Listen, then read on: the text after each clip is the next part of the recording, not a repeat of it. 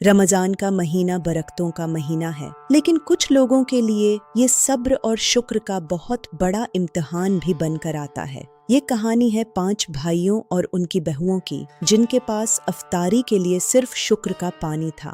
घर में अनाज का एक दाना नहीं था। मरियम, जो सबसे बड़ी बहू थी, अपने खाली बर्तनों को देखकर अफसरदा थी, लेकिन ईमान अब भी मजबूत था। मरियम ने आह भरकर कहा, अल्लाह रहम करे, आज पहले रोजे की इफ्तारी सिर्फ उस सूखी रोटी से हो रही है। दूसरी बहू ने दिलासा दिया, दीदी फिक्र न करें, अल्लाह नियत देखता है, दस्तरख्वान नहीं। सबने आधी रोटी और चीनी मिले पानी से रोजा खोला। भूख तो न मुट्टी, लेकिन दिलों में एक नई उम्मीद जाग उठेंगी। भाइयों ने अहद किया कि कुल वो काम की तलाश में निकलेंगे।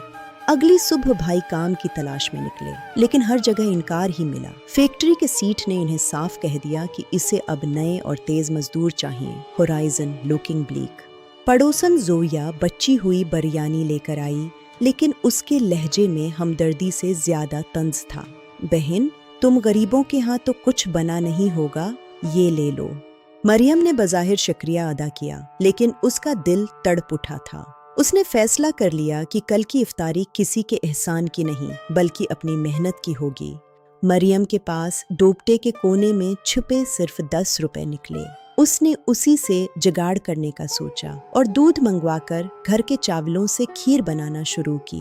वो मोहल्ले के घरों में बर्तन मांजने और सफाई करने निकल गई। शाम तक उनके पास 200 रुपए जमा हो गए थे। ये उनके अपने पसीने की कमाई थी।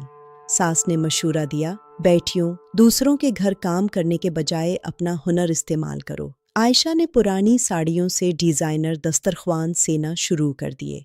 बाजार में एक बुजुर्ग ने उनका हाथ से बना हुआ दस्तरख्वान खुशी खुशी खरीदा। अल्लाह का शुक्र है, हमारी पहली कमाई हो गई, भाई ने खुशी से कहा।